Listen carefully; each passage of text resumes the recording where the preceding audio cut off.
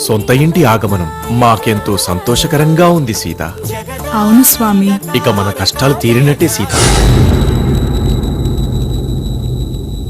ఆనందంగా ఉండాల్సిన సమయంలో ఈ విచారమేలా స్వామి?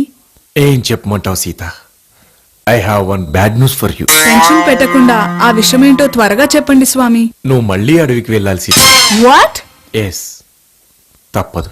Nothing doing. It's my order. ఊరికి ఫారెస్ట్ పోనీక ఏమైనా మజాక్ అనుకున్నావా? అలా తిన్నీక దొరకదు, తాగనీక దొరకదు.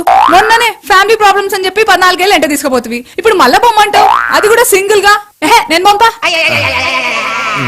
అసలు నా ప్రాబ్లమ్స్ కి ఎండే లేదా? It's my order. Order order అని చెప్పి బోర్డర్ దాటుతున్నా. అయినా ఆడవడం మెసేజ్ పంపితే పంపడమేనా? నేను మళ్ళీ ఆడిపోతే జింకో కనిపిస్తుంది. లొల్లి లొల్లి అయితే చెప్తున్నా.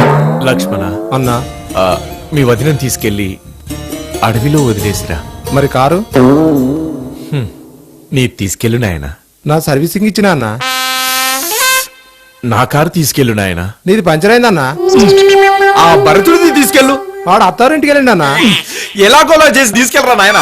పాటలు పాడతాం, డాన్సులు చేస్తాం, చరిత్రలు చెప్తాం. సార్ మేము మస్తు పాడతాం సార్ పాటలు. వలదు నాయనలారా, వెళ్ళిరండి. సార్ మీ చరిత్ర గురించి మస్తు విన్నాం సార్, ఒక పాట విని రాదే?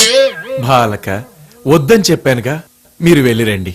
అరే సార్ అట్లనే అంటా, నువ్వు తగులుకోరా. ఒరేయ్, సీత అడవి పాలై సానా సిరాగ్గున్నాను. ఇరిటేట్ చేయకండ్రా. సార్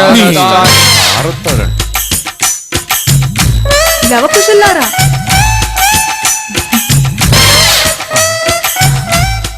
సీత, మళ్ళీ ఇడికి వచ్చింది. సీత, ఈడ కూడా ఉండనియాడా? సీత, సీత. మమ్మీ జగదానందకారక జయ జానకి ప్రాణనాయక శుభ